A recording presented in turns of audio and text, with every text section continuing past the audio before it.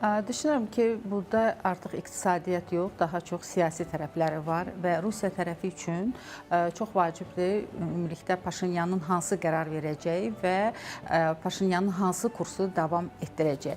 Buna qədər yəni əslində uzun bir yol gəlmişdilər Ermənistan tərəfindən, Ermənistan Hakim Partiyası tərəfindən Avropa strukturlarına inteqrasiya, qərb yönümlü siyasətin irəliyə aparılması və ona göstərilən çox böyük dəstək qərb tərəfindən təbii ki, nəticə etibarilə bugün Ermənistanda həm ictimai rəyə təsir göstərmək baxımından kifayət qədər effektiv oldu söyləyə bilərik. Ən azı aparılan sorğuların nəticələri Ermənistan hakimiyyətinin öz kursunu getdikcə daha da möhkəmləndirməsi və bunu belə deyək ki, iqtisadi pərdə altında gizlətmək bacarığını da məharətlə irəliyə aparması təbii ki, göz qarşısındadır və bu belə görünür ki, uzun illər, 10 illiklər, bəlkə də 100 illiklər belə deyək, erməniləri öz təsiri altında saxlayan Kreml üçün qəbul olunmaz bir faktdır və artıq məsələlər reallaşandan sonra bugün konflikt həll olunub, Azərbaycan və Ermənistan arasında normallaşma prosesi irəliyə aparır və bu da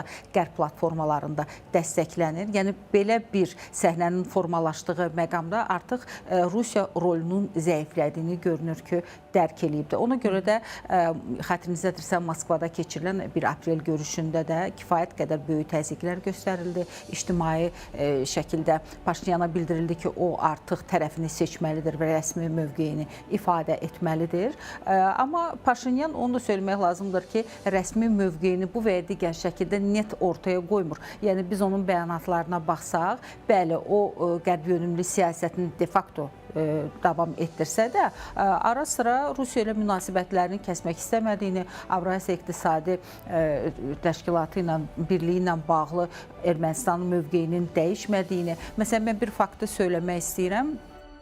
Elə son bəyanatlardan biri məhz atom enerjisinin inkişafı ilə bağlıdır. Bildiyiniz kimi, bu sahədə Birləşmiş Ştatlar və eləcə də Avropanın bir sıra aparıcı dövlətləri, məsələn, Fransa kimi və yaxud da ki, Kanada kimi ölkələr Ermənistana təklif edə bilər ki, onun yeni atom stansiyasının tikintisində iştirak etsinlər. Bildiyiniz kimi, Metsamorun istifadə müddəti 2036-cı ilə qədər uzadılıbdır və bitəcəkdir və belə olan halda artıq Ermənistanın yeni atom stansiyası tikmək belə bir ehtiyacı yaranıbdır. Yəni, Rosatom tərəfindən, Kalugin tərəfindən konkret olaraq Ermənistana təklif irəli sürülüb ki, onlar yeniləyə bilərlər, tamamilə yeni bir müəssisəni qura bilərlər. Amma Ermənistan tələsmir və orada da yenə iqtisadi amili önə gətirib və söylür ki, biz düşünmürük ki, atom enerjisinin inkişafı ilə bağlı olan məsələ siyasiləşdirilməlidir.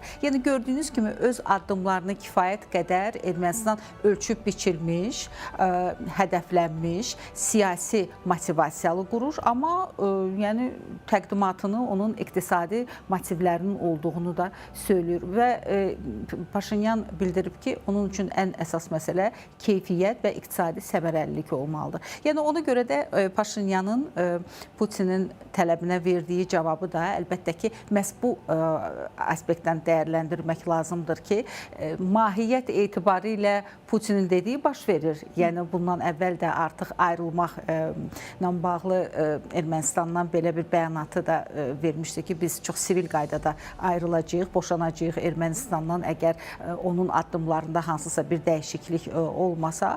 Amma Paşinyan da onu da söyləmək lazım ki, mövqeyindən geri çəkilməsini və yaxud da ki, Rusiyanın xoşuna gələn bəyanatlarla çıxış etdiyini də görmürük.